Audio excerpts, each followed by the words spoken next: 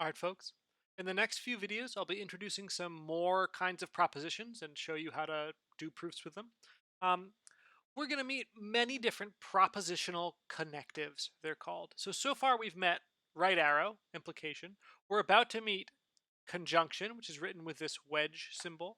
But there are others, disjunction, negation, if and only if, and then other more esoteric logical connectives get used all the time. Um, for now, we're going to look at these three. That's what we're going to talk about in this file. So just to recap, here are the kinds of propositions we've seen so far: equalities, implications, and universal quantification. We're about to add a new one: conjunction. Conjunction is a fancy way of saying and, which means both. So we've already seen conjunction, and be. And be is conjunction on Booleans. Now we're going to talk about propositional conjunction. So conjunction, or logical and of propositions A and B, is written A wedge B, right? Sort of this shape. And you just take two propositions, and then that makes a new proposition. So here's a lemma that you could prove that characterizes when conjunction is true. Informally, the idea of and is, well, it's both proposition 1 and proposition 2. They both should hold. So we can make that clear here with this lemma and intro. For all propositions A and B, if A holds, then if B holds, then it must be the case that A and B holds. Okay, let's do the proof. Let's see how it goes. Okay, for all propositions A and B, let's start by saying, okay, suppose I have propositions A and B and that they hold. We do it all in one go. Now I need to show A and B. That's how to read this symbol, A and B.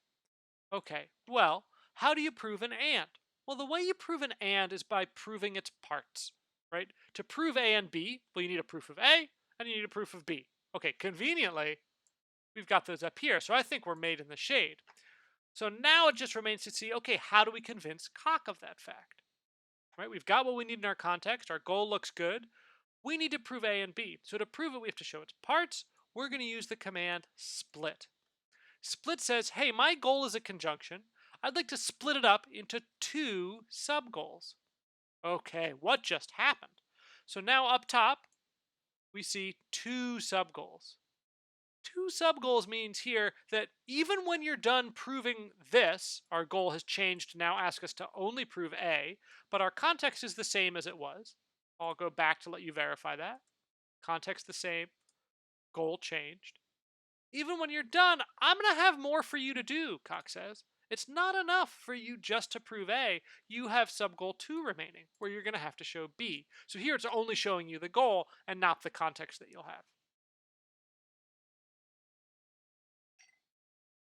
Okay. Now, whenever you deal with sub-goals, it's nice to have your code be sort of clear, right? Your proof has a hierarchical outline shape, where at the top we said we were going to prove A and B, and then now we have two subparts, one subpart where we prove A, and one subpart where we prove B. So to mark these subparts, we're going to use dashes, pluses, and stars, right? So there's some text in here sort of commenting on it. The dash here says, let me enter into this subgoal, right? Let me focus on it.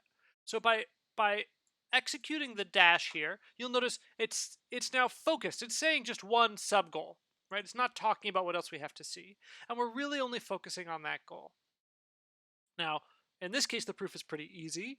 We need to show A, we've assumed A, so we just apply the appropriate hypothesis. Okay, let's take a look at this screen. Now it says, oh, sub-goal 1, there's only one sub-goal remaining, is that we need to prove B. So we could just maybe try to start proving it, but actually, if you look down here, it says, let me make this bigger. This subproof is complete, but there are some unfocused goals. I'm sorry, Mario, but the princess is in another castle.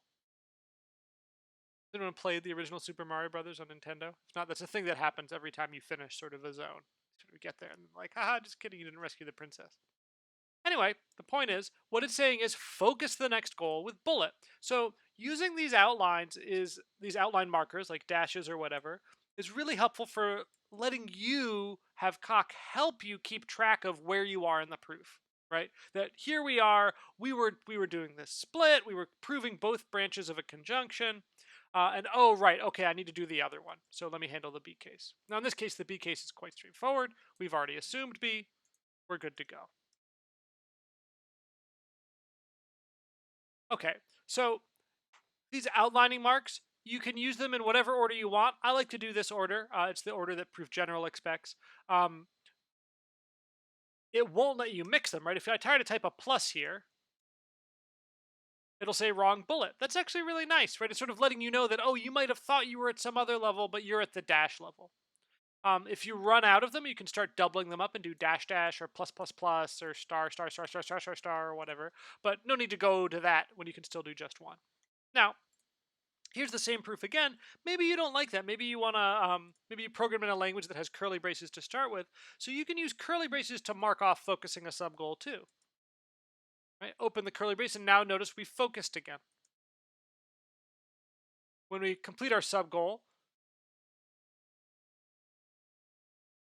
we get a similar message to what we saw before. This subproof is complete, but there are some unfocused goals. Try unfocusing with curly brace. Let me move this up. My face is blocking the message. There you go. Right? So, okay, so you have to close the curly brace.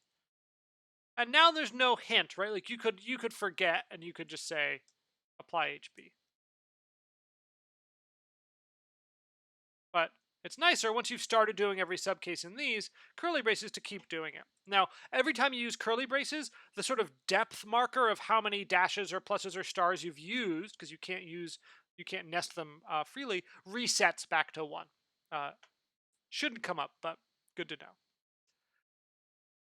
Just as we've done style grading on your code, we're going to do some light style grading on your tactics. This is a sloppy proof of the same proposition, right? And it works. Cock accepts it. Cock doesn't care how you format your code either. We care, right? It's important to me that I know that you know the hierarchical structure of your proof. And that's not clear to me at all from someone who would write this, right? Do they know that this split is really kind of forking the proof in two, and there's like the high road of A and the low road of B? Not to make any judgments or anything. Not clear. So it's, I think, really important to do clean formatting. I'm going to add many times I have noticed that the reason a student is stuck is because their formatting is so unclear, there's no way for them to keep track of where they are. Right? They just don't know where they are. Okay, so let's see how to do that in class. So let's combine a bunch of the stuff we've seen so far, right? We've seen conjunctions, and that's great. And now let's look at conjunctions of some equalities, right? This is a valid proposition. Okay, so to do this, we have to use the split tactic. You'll notice I don't need to intros anything because there's no for alls, nothing's quantified. Okay, so let me do split.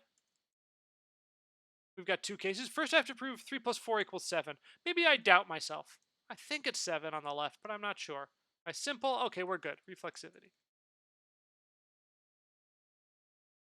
Okay, now I'm feeling more confident. Reflexivity. Love it. Great. Okay, great. That's one way to do this proof. Here's another. You could just do this. You could do it with pluses if you want to feel more positive. I think it's a little better to start with minuses, but really whatever. But there's other things you could do. So for example, I could run simple first, and that'll simplify everywhere in my goal. Neat. Proof script stays the same. Oops. Now, it's not the case, get back here please, that I can just say reflexivity now, because Cock gives us some message about like the relation and is not a declared reflexive relation. It's like, oh, okay, I don't really know what that means. What it really is saying here is like, look, if you want to prove an and, buddy, you got to use a split. Now, we could do it differently. Here's a proof of the same thing, where rather than saying split, we apply and intro. Let's take a look at what and intro is. That's a lemma we proved up top. Can I see and intro, please? Thank you. Let me see it all the way. So and intro is saying like, look, to prove A and B, I need to prove A, and then I need to prove B. Now and intro, when we apply it, says, okay, great. To show A and B, well, let's let A be this proposition, and we'll let B be that proposition. And so then we just need to show A and B, right? Apply here will work with assumptions, sort of like will generate appropriate subgoals based on the conclusion of the implication.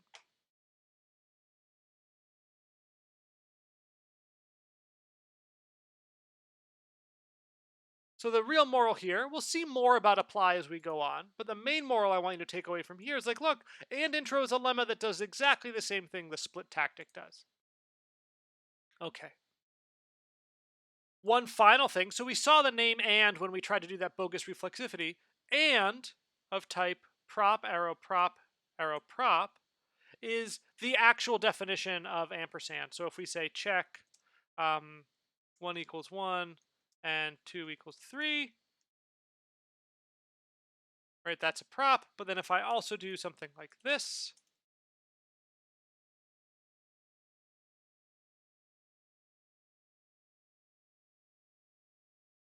okay, that's also a prop. And you'll notice that again, and is getting rendered as this wedge symbol. So this is again just a Coq style notation. Okay, so now we want to sort of give you another exercise. This is a strengthened form of modus ponens, a lemma we already saw. If P implies Q, and you know P, you know both P and Q. Okay, so that's your homework for that. In the next video, I'll be talking about disjunction.